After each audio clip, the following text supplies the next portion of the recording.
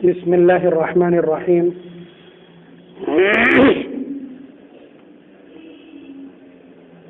الحمد لله رب العالمين، والصلاة والسلام على سيد الأنبياء والمرسلين محمد وعلى آله وأصحابه أجمعين، أما بعد.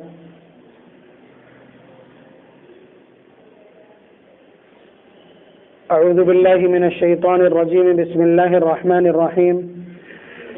ومن ورائهم برزخ إلى يوم يبعثون.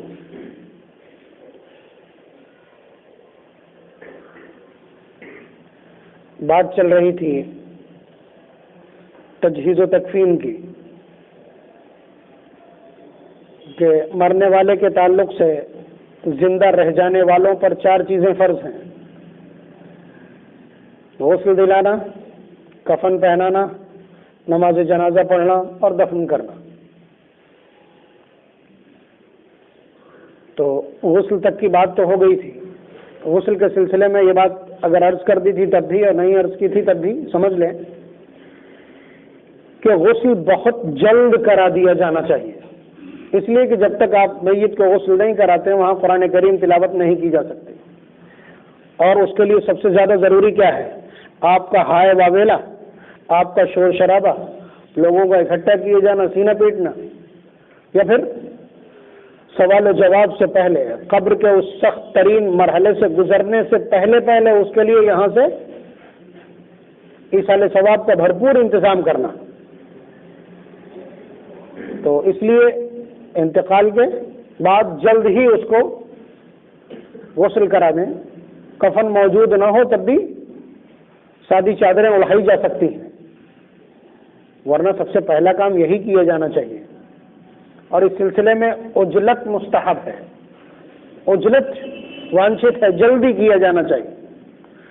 نبی اکرم صلی اللہ علیہ وسلم نے فرمایا کہ جنازے کو تھوڑا تیز لے کر کے چلو، یعنی دوڑے بھی نہ کہ جس سے چارپائی ہلنے لگے، مردے کی حرکت ہو، لیکن تیز چلیں.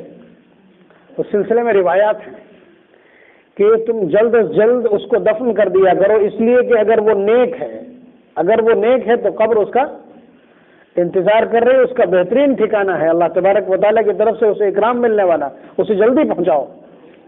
اور اگر وہ بد ہے تو یہ وبال اپنی گردنوں سے جتنی جلدی سے جلدی ہٹا سکو بہتر.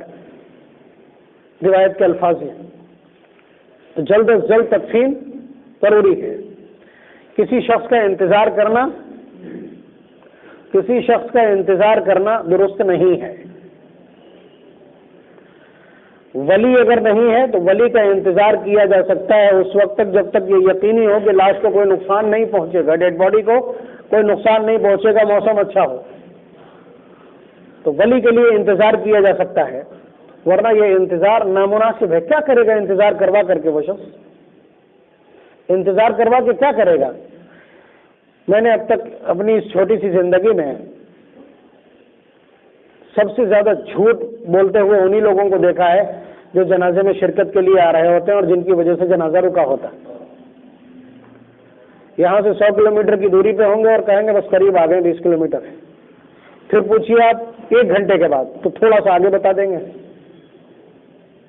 اس کے بعد وہ پہنچیں گے یہاں اس وقت جب 250 کلومیٹر کا سفر کیا جا چکا ہو. آپ پوچھیں گے دیر کیسے؟ تو جام میں پھنس گئے تھے. جبکہ خدا کی قسم کھا کر کے بھی کہا جائے کہ انہوں نے راستے سے اس مردے کے لیے کچھ بھی نہیں کیا، باتوں کے سوا، فون ریسیو کرنے کے سوا کیا کچھ نہیں. ضروری نہیں کہ وہ پاک بھی ہوں، یہ بھی ضروری نہیں کہ وہ آ کر کے جنازے میں شرکت کے قابل ہوں. سینکڑوں بار آپ ایسا دیکھیں گے کہ وہ اس لائق نہیں ہوں گے کہ جنازے میں شرکت کر سکیں، مگر بس ایک ایٹیٹیوڈ ہے کہ میری وجہ سے جنازہ رکا اور آ کر کے چہرہ دیکھ کر کے اور ایک زور سے چیخ ماری اور نکل لیے. تو اس سے نقصان ہوا یا فائدہ؟ میں بتلا چکا ہوں ان المیت لیعذب ببکاء اہلہ، گھر والوں کے رونے کی وجہ سے میت کو عذاب دیا جاتا ہے. کیا یہ سب کچھ ہوتا نہیں جو میں عرض کر رہا ہوں آپ کی خدمت میں؟ جبکہ ہم آپ کو بتلا دیں اس سلسلے میں روایت ہے کہ ایک عورت جو مسجد میں جھاڑو لگایا کرتی تھی یا ایک نوجوان، یہی الفاظ ہے روایت کے، یعنی کلیئر نہیں ہے. اس کی طبیعت بہت گڑبڑ تھی. رات گئے نبی اکرم صلی اللہ علیہ وسلم اس کو دیکھ کر کے گئے اور حضور کو لگا کہ یہ فوت ہو جائے. تو آپ اندازہ کیجئے کہ حضور نے فرمایا کہ جب اس کا انتقال ہو جائے تو مجھے خبر کر دینا، جنازے میں شرکت کے لیے خبر کر دینا. غور سے سنیے، حضور نے فرمایا، حضور امپاورمنٹ دیکھ لیجیے گا، حضور نے فرمایا جب اس کا انتقال ہو جائے تو مجھے خبر کر دینا. رات میں اس کا انتقال ہو گیا، صحابہ نے نہلایا، کفنایا اور اس کے بعد جا کر کے راتوں رات دفن کر دیا. صبح حضور نے پوچھا کیا حال ہے اس کا، فرمایا کہ اس کا تو انتقال ہو گیا تھا، ہم دفن بھی کرائے. صحابہ جو اپنی جان ہتھیلیوں پر لیے پھرتے ہیں جناب محمد رسول اللہ صلی اللہ علیہ وسلم کے قدموں پر نیچھاور کرنے کے لیے، منہ سے الفاظ نکلتے ہیں اور حکم کی تعمیل پر دوڑ لگا دیتے ہیں. حضور کا مزاج جانتے ہیں. ظاہر سی بات ہے یہ کسی غلطی کی وجہ سے تو نہیں کیا کہ حضور نے کہا بھی تھا اور اس کے باوجود انہوں نے کأنہم صغروہا، الفاظ یہ ہیں کہ انہوں نے اس معاملے کو چھوٹا سمجھا. یعنی حضور نے ان سے کہا تھا تو انہوں نے یہ سمجھا کہ حضور کو رات میں تکلیف دینا مناسب نہیں ہے. لیکن صبح تک انتظار یہ نبی کی تعلیمات کا حصہ نہیں ہے. ورنہ اگر حضور کی تکلیف کا انہیں خیال تھا کہ رات میں اٹھانا حضور کو مناسب نہیں ہے تو صبح تک ویٹ کیا جا سکتا تھا حضور کے لیے، جبکہ کہہ کے گئے. یہ باب اتباع الجنازہ مشکات کی روایت ہے جو آپ کی خدمت میں عرض کر رہا ہوں، حوالہ بھی درج. تو آپ اندازہ کیجئے کہ حضور نے کہا بھی صبح تک انتظار کیا جا سکتا تھا، لیکن صحابہ جانتے ہیں انتظار نہیں. یہ حضور نے سکھلایا ہے کہ انتظار نہیں اور صحابہ نے دفن کر دیا. پھر وہ الگ بات ہے کہ حضور نے جا کر کے، حضور سے بڑا کوئی ولی نہیں ہے، حضور نے جا کر کے قبر پر اس کی نماز جنازہ پڑھی ہے. آپ اندازہ کیجئے کہ حضور شرکت کرنا چاہتے تھے. ان لوگوں نے حضور کو، حضور کی تکلیف کا لحاظ کر کے حضور کو رات میں اٹھایا نہیں لیکن دفن رات ہی میں کر دیا. تو کیا سمجھ میں آیا کہ کسی ایسے بیہودے کے لیے کہ جو آ کر کے یہاں میت کو کوئی نفع نہیں پہنچائے گا، انتظار نہیں کیا جانا چاہیے. آپ دیکھیے کہ اس سلسلے میں جو میں یہ باتیں عرض کر رہا ہوں اس کی وجہ یہ ہے کہ آپ کو کچھ اوقات مکروہ معلوم ہے نا، جن میں نماز پڑھنا مکروہ ہے. جب سورج نکل رہا ہو اور جب سورج اوپر ٹھہرا ہوا ہو اور جب سورج دھنسنا شروع ہو جائے، یہ 3 وقت ہیں جو تقریباً 12-13 منٹ کے ڈیوریشنس ہیں. ان میں نماز مکروہ ہے، نماز جنازہ بھی مکروہ ہے. لیکن سپوز دیٹ آج کل 11:55 تک وہ مکروہ ٹائم ختم ہو جاتا ہے، یعنی تقریباً 40 سے لے کر کے 55 تک کا ٹائم ہے.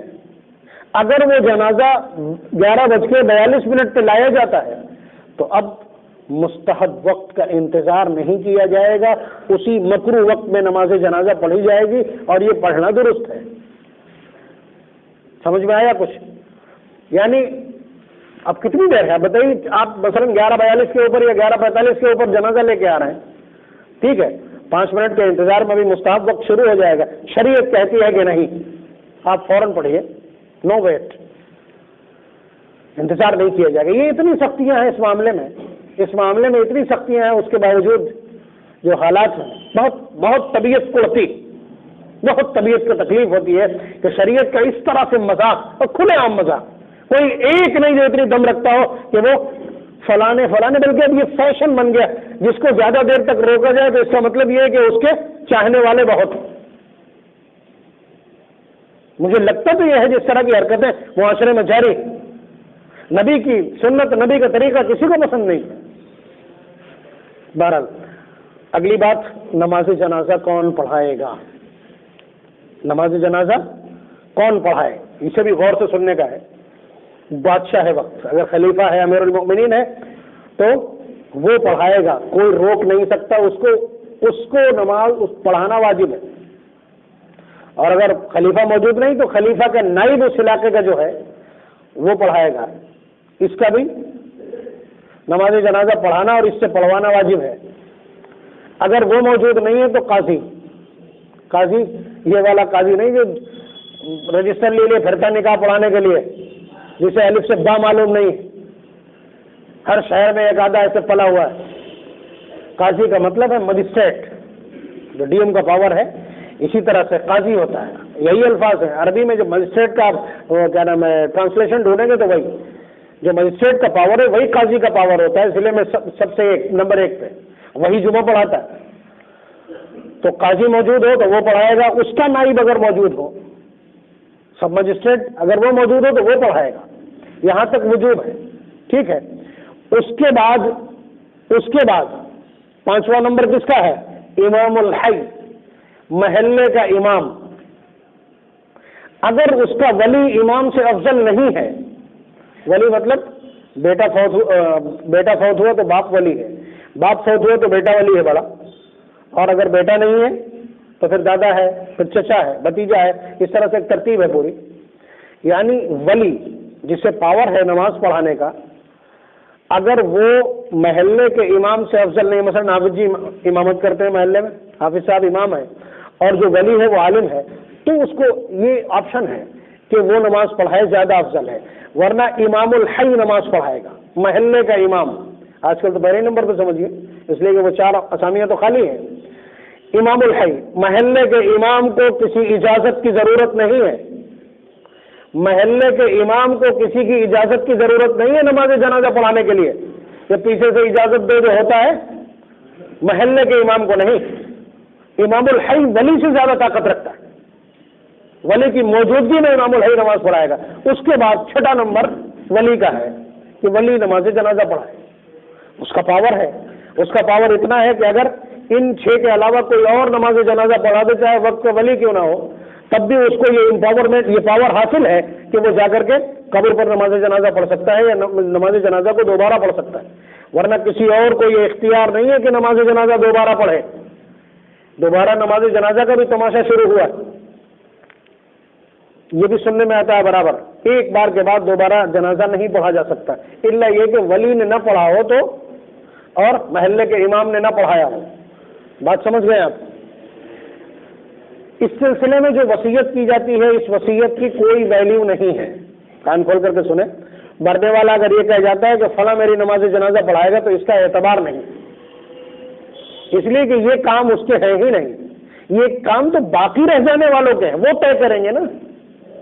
لیکن اگر اس نے کسی کی نیکوکاری کی وجہ سے، کسی کے علم کی وجہ سے، کسی کے تقوی اور طہارت کی وجہ سے اگر کسی کا نام لیا ہے تو ورثہ چاہیں تو اسی کو رکھیں گے، زیادہ مناسب ہے.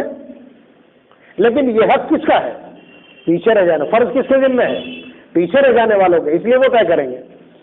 اسی طرح سے یہیں پہ یہ بھی ٹھہر کے سن لیں.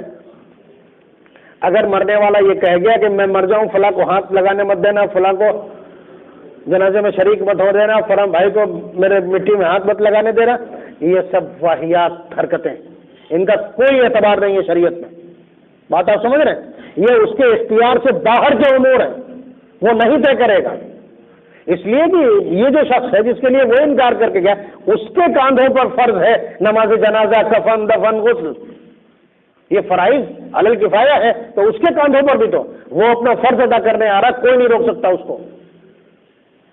سن لیجیے، اگر اس سے پہلے اس سلسلے کی وضاحتیں آپ کے کانوں سے نہ ٹکرائی ہو تو. اس کے بعد جنازے کو 40 قدم چلانے کی پتہ نہیں بات کہاں سے آئی. بات سمجھ رہے ہیں آپ؟ 40 قدم جنازے کے چلنے کے سلسلے میں کوئی تذکرہ احادیث میں نہیں. نبی اکرم صلی اللہ علیہ وسلم کی سیرت میں کوئی تذکرہ نہیں. 2 تذکرے جنہیں میں عرض کر رہا ہوں. ایک روایت کے الفاظ، جس شخص نے من حمل 3 مرار، جس نے 3 مرتبہ کندھا دے دیا، کسی میت کو 3 مرتبہ کندھا دے دیا، فقط ادا ما علیہ من حقہ، تو اس نے اس حق کو ادا کر دیا جو اس کے ذمہ تھا. میں نے بتلایا تھا کہ 5 چیزوں کو حضور نے ایک ایمان والے کا دوسرے ایمان والے پر حق قرار دیا ہے.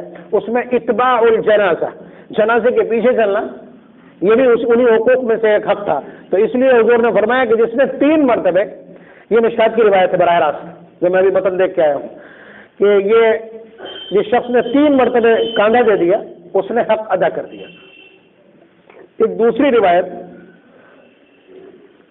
جس کا براہ راست متن میں دیکھ کر کے نہیں آیا ہوں، وحشی زیور کے حوالے سے، اس میں یہ الفاظ ہیں کہ جس شخص نے جس شخص نے کسی جنازے کو 4 مرتبہ کندھا دیا تو اس کے 40 گناہ معاف ہو جائیں، 40 گناہ معاف ہو جائیں گے۔ بہرحال یہ 40 قدم کا تذکرہ روایات میں نہیں ہے، بات سمجھ لیں۔ اس لیے 40 قدم کا کورس پورا کرنے کے جہاں جہاں بھی طریقے نئے نئے اپنائے جاتے ہیں، میں نے ایک بار یہاں بھی دیکھا، ایک جنازے کو لے کر قبرستان یہاں ہے لیکن ادھر لے کے چلے، اور سین مجھے تو معلوم نہیں، کوئی نئی شریعت ہے، کوئی نیا طریقہ ہے، کوئی نیا دستور ہے، معلوم نہیں، لیکن یہ غلطی ہے۔ 40 قدم پورے کرنے کی بات تو جب آئے جب نبی اکرم صلی اللہ علیہ وسلم نے ایسا کچھ کہا ہو، شریعت مطہرہ میں اس طرح کی کوئی چیز ہو۔ یہ 4 مرتبے کی بات ہے جو میں نے عرض کر دیا آپ کی خدمت میں۔ یہ 2 روایت ہے اس سلسلے کی جو کم از کم مجھے بھی دستیاب ہوئی ہیں۔ تو کندھا دینا کسی میت کو یہ بڑی بات ہے۔ کندھا دینے کا طریقہ آپ حضرات کو معلوم ہی ہے کہ سب سے پہلے میت کے داہنے پائے کو اپنے دائیں کندھے پر رکھنا، پھر اس کے بعد اس کے بائیں پائے کو اپنے بائیں کندھے پر رکھنا، پھر اس کے بعد پیر کی طرف آنا اسی سائڈ میں، بائیں سائڈ میں بائیں پیر کے کندھے کو اپنے بائیں کندھے پر رکھنا، اور پھر اس کے بعد داہنے پیر کو اپنے داہنے کندھے پر رکھنا 4 مرتبہ۔ یہ طریقہ ہے۔ اگر دور ہو تو اسی طرح سے بدل بدل کے لوگ اس جنازے کو لے کر کے جائیں، اور کوشش کریں کہ جنازے کے پیچھے چلیں۔ خاص طور سے اگر کوئی سوار ہو کر کے جنازے میں جانا یہ خلاف ادب ہے، لیکن اگر دور ہو تو جایا جا سکتا ہے۔ جو لوگ پیدل ہیں وہ دائیں بائیں بھی چل سکتے ہیں، آگے بھی چل سکتے ہیں، پیچھے بھی چل سکتے ہیں۔ سواروں کو چاہیے کہ وہ پیچھے ہی چلیں، واپسی پر سواری سے آ سکتے ہیں۔ نبی اکرم صلی اللہ علیہ وسلم خود بھی ایک جنازے سے سواری پر واپس آئے ہیں۔ اس کے علاوہ جب قبرستان پہنچ جائیں تو اس کے بعد قبر 2 طرح کی ہوتی ہے، ایک لحد اور ایک شق۔ ہم لوگوں کے یہاں شق ہی کھودی جاتی ہے، بغلی اور سیدھی، تو ہم لوگوں کے یہاں مٹی اس طرح کی نہیں ہے تو وہ رکے، تو اس لیے یہاں پورے بر صغیر میں قریب وہی سیدھی جو ہوتی ہے۔ حالانکہ نبی اکرم صلی اللہ علیہ وسلم اسی میں جو بغلی قبر ہوتی ہے، لحد جس کو کہتے ہیں، حضور نے فرمایا بھی اللحد لنا والشق لغیرنا، یہ لحد ہمارے لیے ہے، ہمارے علاقے کے لیے ہے، اور شق والی قبر جو ہم لوگ کرتے ہیں یہ دوسروں کے لیے، علاقے میں جیسا جہاں مٹی ہو اس طرح کی، اس میں اس طرح سیدھے گڑھا کھودا جاتا ہے اور سائڈ میں اتنی جگہ کھود دی جاتی ہے کہ اس میں آرام سے مردے کو رکھ دیا جائے، اور پھر اس کے بعد اس کو بند کر دیا جاتا ہے۔ اس میں پٹلے نہیں لگانا چاہیے، اس میں کچی اینٹیں لگائی جانا چاہیے اور نرکل وغیرہ لگا دیے جانا چاہیے، سینٹے وغیرہ، سرکنڈے۔ تو یہ اس طرح کی کوئی بھی چیز جو مصنوعات میں آتی ہے یہ چیزیں استعمال نہیں کرنا چاہیے، مگر ہم لوگوں کو بالکل کسی بھی چیز کی پرواہ نہیں، کوئی پنی رکھے دے رہا ہے، کوئی کچھ بچھائے دے رہا ہے، کوئی کچھ بچھائے دے رہا ہے، جس کا جو جی چاہتا ہے وہ کرتا ہے، کسی کو مسائل سے کوئی مطلب نہیں ہے، جہالت سڑ کے بول رہی ہے، کوئی وہاں بول نہیں سکتا۔ اس کے علاوہ قبروں میں نے جو سب سے بڑی غلطی اب تک دیکھی ہے وہ یہی ہے کہ قبر کی جو نچلی سرفیس ہے وہ بالکل برابر رکھی جاتی ہے، جبکہ یہ غلط ہے، پھر اس کے بعد وہاں پہ بندکاری کی جاتی ہے، نیچے کوئی اٹھا کر کے وہ رکھے جاتے، ڈھیلے رکھے جاتے پیٹھ کے نیچے۔ یہ شکل اچھی لگ رہی کیا؟ اس کا مطلب یہ سب کچھ عارضی ہے، جبکہ میت کا قبلہ رخ ہونا یہ بہت بڑی علامت ہے ایمان کی۔ تو قبر کی جو نچلی سطح ہے یہ یاد رکھیے گا، بتلا دیجیے ان سب کو۔ میں نے فرق آباد میں ایک جگہ ٹوکا تو وہ ایک دم بگڑ گیا، کہنے لگا عجیب نئی باتیں لوگ بتاتے ہیں آ کر کے، یہ اس طرح کے جواب ملتے ہیں، اسی لیے سے ہمت ٹوٹ جاتی، اس لیے کہ وہ کس طرح کے لوگ ہیں آپ اچھی طرح جانتے ہیں، شام کو وہ ہوش میں بھی ہوتے ہیں کہ نہیں ہوتے ہیں، ایسے لوگ قبر کھود رہے ہیں تو پھر حالات یہ بنیں گے۔ قبر کی نچلی سطح کو آٹومیٹکلی اس طرح کا رکھیے کہ مردے کو رکھتے ہی وہ قبلے کی طرف ہو جائے، صرف چہرہ قبلے کی طرف نہیں کرنا ہے، پورا جسم قبلے کی طرف ہونا چاہیے، یہ یاد رکھیے، پورے جسم کو قبلہ رخ ہونا چاہیے، صرف چہرہ کافی نہیں۔ وہ اس وقت تھا جب وہ چارپائی پہ لیٹا ہوا تھا بھی آپ نے کفنایا نہیں تھا، لیکن یہاں آنے کے بعد اس کو آٹومیٹکلی اس طرح کی سرفیس دیجیے آپ کہ اس کا پورا حصہ قبلے کی طرف ہو، تو اس کے لیے آپ کو معلوم ہے کہ دھواسا ترچھا رکھنا پڑے گا، ٹھیک ہے، اور اس کے بعد دفن کر دیا جائے گا۔ ایک اور بدعت جو دیکھی ہے میں نے کہ جیسے ہی جنازہ اٹھایا زور زور سے لا الہ الا اللہ پڑھو کہا جاتا، باقاعدہ ناجائز ہے، یہ مکروہ تحریمی ہے۔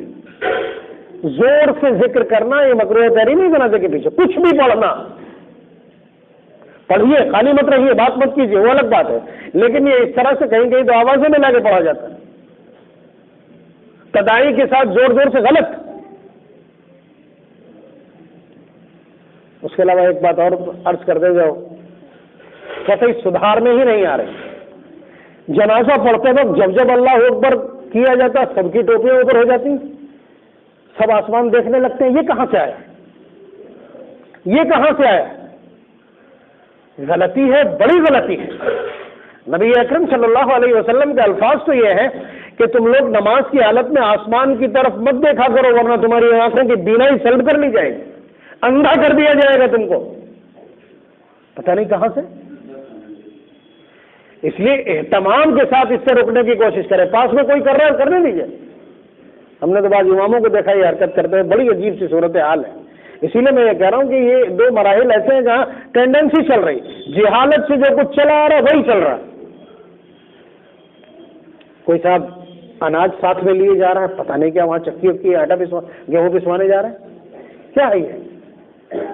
کوئی ابھی میں پڑھ کے آج پڑھ رہا تھا کچھ چیزیں نئی نئی مجھے معلوم ہوئی کہ کہیں کہیں تو کنکریاں پڑھ کے قبر میں سراہنے رکھ دی جاتی، کہیں اناج لے جایا جاتا، کہیں آگ جاتی ہے ساتھ میں۔ یہ زمانے جاہلیت کا دستور تھا، نبی اکرم صلی اللہ علیہ وسلم نے ان سب چیزوں کو ختم کیا۔ اس سے رونے والیاں ساتھ میں جاتی تھیں، حضور نے ان سب کو مٹایا، لیکن دوبارہ سے زندہ ہو گیا یہ مٹا ہی نہیں، یہی معلوم نہیں۔ اس کے بعد مردے کو وہاں لے جا کر کے قبلے کی طرف سے اتارا جائے گا۔ ایک عجیب سی صورتحال ہے کہ سارا مجمع جا کر کے قبر کے آس پاس بھیڑ لگا لیتا ہے، یہ پتہ نہیں کیا بدتمیزی ہے، کچھ تماشا ہے، کوئی تماشا جس کی وجہ سے وہاں کام کرنے والوں کو بے پناہ دقت ہوتی، بے پناہ دقت ہوتی ہے۔ تماشا دیکھنے کے لیے بھاگ بھاگ کے نئی عمر کے لڑکے وہاں جا کر کے کھڑے ہو جاتے ہیں آگے، پوری قبر کو اس طرح گھیر لیتے کہ کام نہیں کرنے دیتے۔ کنارے بیٹھیے، جن لوگوں کو کام کرنا صرف انہیں قبر تک رہنے دیجیے، آداب سیکھیے قبرستان کے، تدفین کے آداب سیکھیے، تو صرف وہ لوگ وہاں پر رہیں جنہیں ضرورت ہے، جنہیں وہاں موجود رہنا چاہیے۔ اگر عورت ہے تو محارم کو ہی قبر میں اترنا چاہیے، محرم لوگوں کو یہ اہتمام کرنا چاہیے، اور نیک لوگ ہوں جو قبر میں اترے۔ حالانکہ کوئی تیاری نہیں ہوتا اس طرح کے کاموں کے لیے، چھوٹ سمجھتے ہیں نا، کپڑے بھی پھینک دیے جائیں گے، اس کے چارپائی بھی اس کی نکال کے پھینک دی جائے گی، یہ سب چل رہا ہے۔ جبکہ اس کے کپڑے میں ابھی پڑھ رہا تھا کہ اس کے کپڑے آپ صدقہ بھی نہیں کر سکتے، اس لیے کہ اس کے جو وارث ہیں اس کے ایک ایک دھاگے پر ان وارثوں کا حق ہے، اس میں لگے ایک ایک بٹن کے اوپر وارثوں کا حق ہے۔ خدا نہ خواستہ ان میں کا اگر کوئی نابالغ ہے تو وہ اگر ہاں بھی کہہ دے تب تک نہیں دے سکتے۔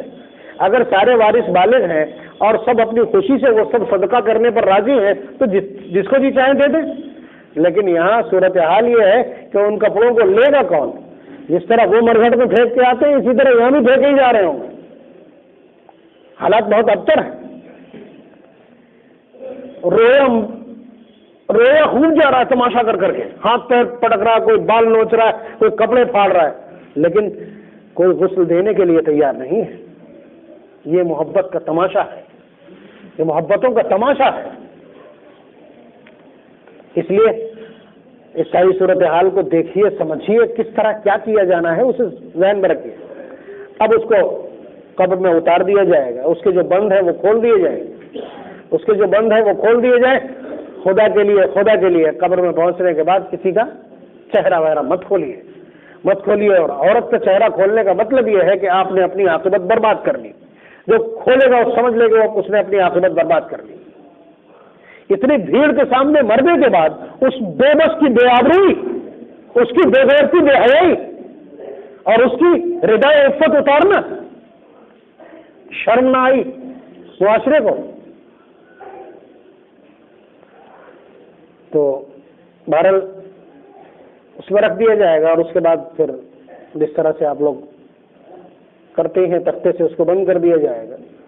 یہ چادر جو آپ نے اوپر ڈال رکھی ہے اس کو لوگ اسی میں ڈال دیتے ہیں، میں نے دیکھا، اس لیے کہ کوئی لینے والا نہیں۔ لائے کیوں؟ اوپر ڈالنے کے لیے چادر مساجد میں ہوتی ہے، نہیں ہے تو مرد کے لیے کوئی ضرورت نہیں، عورت کے لیے ضرورت ہے، وہاں نہیں ڈال سکتے آپ، بالکل نہیں۔ لیکن ہم دیکھ رہے ہیں مسلسل یہ ہو رہا ہے، میری بھی ہمت نہیں، مجھ جیسے کہ ہمت نہیں کہ وہاں کھڑا ہو کر بول پائے، منمانی ہو رہی ہے، یہ سب حساب دینا پڑے گا ایک ایک دھاگے کا، سمجھ لیجیے گا، مصیبت کھڑی ہو جائے گی۔ تو بہرحال جو یہ آخری کام ہے انہیں دھیان سے اور انہیں کم از کم شریعت کے مطابق ہو جانے دیجیے، شریعت کے مطابق ہو جانے دیجیے۔ اب تدفین کے بعد کم از کم لوگوں کو اتنی دیر، یا کم از کم ان لوگوں کو جن سے وہ مردہ مانوس ہے، جو اہل خانہ ہیں، گھر والے ہیں، رشتہ دار ہیں، وہ اتنی دیر تک ٹھہریں جتنی دیر میں اونٹ کو ذبح کر کے اس کے ٹکڑے کر کے تقسیم کر دیے جاتے ہیں، اتنی دیر تک وہاں ٹھہرنا چاہیے۔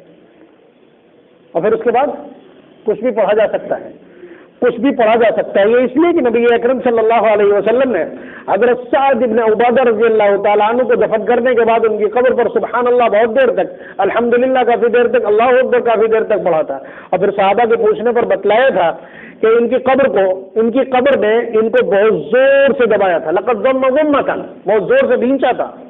پھر جب تم نے یہاں سے تسبیحات پڑھ کے اور اس کے بعد ان کو بخشا ہے تو مفرج فرجتاً، پھر اللہ تبارک و تعالیٰ نے پھر تحد نگاہ کشادگی کر دی ہے قبر میں۔ تو آپ کا وہاں پڑھنا، آپ کہیں کیا پڑھنا ہے؟ ایک چیز تو منقول ہے کہ اس کے سرہانے سورہ بقرہ کی ابتدائی آیات خاموشی کے ساتھ پڑھنا، اور اس کے پایتی خواتین بقرہ، سورہ بقرہ کی آخر کی آیتیں آمن الرسول سے پڑھ دیں، اور سرہانے الف لام میم سے لے کر مفلحون تک پڑھ دیں، یہ مصنون ہے۔ اور پھر اس کے بعد بکثرت جو کچھ بخش سکتے ہو، اگر بہت زیادہ غمناک ماحول ہے تو ایک دن تک اس کے گھر کھانا بھجوا دیجیے۔ بہت اہتمام سے یہ تماشے ہیں کہ کھانا نہیں پکے گا، مسالہ کھا رہے ہیں لوگ، بیڑیاں پی جا رہی ہیں، سگریٹ پی جا رہی ہے، اور لوگ موبائل پر تماشے دیکھ رہے ہیں، ان سے کوئی فرق نہیں پڑتا، کھانا نہیں پکے گا، ساری آفت کھانے پہ آئی ہے۔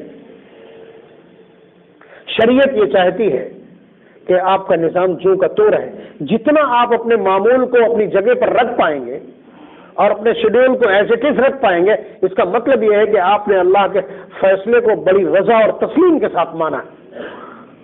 اس لیے جلد از جلد آپ دکان کھولتے ہیں تو دکان کھولنا شروع کیجیے، آپ گھر کے اندر کھانا شام سے ہی پکانا شروع کر سکتے ہو، شروع کیجیے۔ منہ بجانے والوں کو بجانے دیجیے، یہ سب شیطان کے نمائندے، آپ کے ارد گرد جتنے بھی ہیں سب شیطان کے ایجنٹ، آپ کو صرف ٹریک سے نیچے دیکھنا چاہتے ہیں۔ نبی اکرم صلی اللہ علیہ وسلم نے یہ سب کچھ اپنے سامنے پریکٹیکل کرا کے دکھایا۔ حضرت ام سلیم نے حضرت ابو طلحہ انصاری رضی اللہ تعالیٰ عنہ کے بیٹے کو جو 8 سال کا تھا فوت ہو گیا تو سفر میں تھے، واپس آئے، بتایا نہیں، ان کا روزہ افطار کرایا، کھانا پکا کے کھلایا، اس کے بعد رات کو بیوی کی طرح، میاں بیوی کی طرح انہوں نے رات گزاری، اور بتلایا نہیں کہ گھر کے اندر بیٹا فوت ہو چکا اور اس کی ڈیڈ باڈی رکھی، صبح بتلایا۔ یہ ہمت کس نے دی ہے؟ جناب محمد رسول اللہ صلی اللہ علیہ وسلم نے تربیت کی ہے کہ ایک عورت میں اتنا سلیقہ ہے، اتنا حوصلہ۔ تو اس لیے آپ سمجھیے کہ نبی اکرم صلی اللہ علیہ وسلم نے کوئی چیز ایسی نہیں چھوڑی ہے جس کی ہدایت نہ دی ہو۔ چنے پڑھنا یا اسی طرح سے 3 دن کے بعد 3 دن تک قرآن اکٹھے کرنا، کلمے اکٹھے کرنا، جب تک تو اس کی چارج شیٹ داخل ہو جائے گی۔ آپ جیسے ہی چل کے وہاں سے ہٹتے ہیں وہاں سے، تو حدیث کے الفاظ تو ہیں یسمع قرآن علیہم، آپ جب وہاں سے چل رہے ہوتے ہیں واپسی کے لیے تو اتنی جلدی اس سے حساب و کتاب شروع ہو جاتا ہے کہ آپ کے جوتے اور چپلوں کی آواز وہ سنتا ہے۔ حضور کے الفاظ ہیں کہ آپ کے جوتوں کی جو آواز ہوتی ہے کھسکنے کی، واپس آنے کی، وہ سنائی پڑتی ہے، اتنی جلدی کارروائی شروع ہو جاتی ہے۔ تو اس کا تدفین سے پہلے سب کچھ نمٹا دینا چاہیے۔ ضروری تو یہ اب 3 دن تک اکٹھا کی جائیں گے، پھر اس کے بعد بریانی کھائیں گے لوگ، اور اس کے بعد وہ بخشا جائے گا، تب تک اس کا کام ہو جائے گا۔ یہ تماشے کس نے بتلائے ہیں؟ کون سی شریعت اور کون سا دین ہے؟ لاکھوں روپے اس کے علاج میں خرچ ہوئے، پھر لاکھوں روپے کا قرض ہو گیا، مکان بھی رجسٹری کر دی کسی، وہ بھی گروی رکھ گیا، سارا گھر کا زیور بک چکا ہے، اب ان بھوکے بھیڑیوں کے لیے کھانا بھی چاہیے؟ یہ اسلام ہے؟ اسلام ایسی زیادتی کرے گا؟ اسلام ایسا ظلم کرے گا اپنے ماننے والوں پر؟ یہ کیا کہلوانا چاہتے ہیں، کیا کروانا چاہتے ہیں؟ اسلام کی کیا پریبھاشا دینا چاہتے ہیں؟ کس طرح اس کو ڈیفائن کرنا چاہتے ہیں؟ یہ وہ لوگ کہتے ہیں، میرے پاس ایک بوڑھا شخص آیا، اس کی ماں بہت بوڑھی تھی، انتقال ہو گیا ہوگا، تو تنگی کے حالات سے گزر رہا ہوگا، اس نے آ کر کے جب مجھ سے ایک جملہ کہا تو مجھے لگا کہ یہ سب کیا ہے؟ کئی ماں تو جی بڑا غلط ٹائم پہ دھوکہ دے گئی، یعنی وہ مقروض تھا، پہلے سے مقروض ہوگا، اور ان لوگوں کے اس میں باقاعدہ وہ سب لکڑی وکڑی وہ سب خرچ ہوتا ہے، اس کے بعد جتنے لوگ جاتے ہیں واپسی پہ ان کو کھلانا پڑتا ہے، میں روزانہ وہاں دیکھتا ہوں رکھیے گھاٹ پہ، وہاں سب آ کر کے وہاں باقاعدہ انہیں یا تو پیٹھا کھلایا جائے یا چنے اور گوشت کھلایا جاتا ہے، جو کچھ بھی کھلایا جاتا ہے، تو یہ مستقل خرچ ہے، کہیں نہ کہیں وہی صورتحال یہاں بھی چلے، یہ شریعت نہیں ہے، یہ غلط پریبھاشا آپ نے اسلام کی گڑھی ہے، آپ غلط میسج دینا چاہتے ہیں، اسی لیے لوگ نفرت کرتے ہیں۔ ایک سادگی سے انجام دیا جانے والا عمل اس کا تماشا بنا کے رکھ دیا۔ اللہ تبارک و تعالی ہم سب کو سمجھ نصیب فرمائے، نبی اکرم صلی اللہ علیہ وسلم کی شریعت کی آبرو اور اس کی صحیح وضاحت کرنے کی توفیق نصیب فرمائے، آبرو بچانے کی توفیق فرمائے۔ واخر دعوانا الحمد للہ رب العالمین۔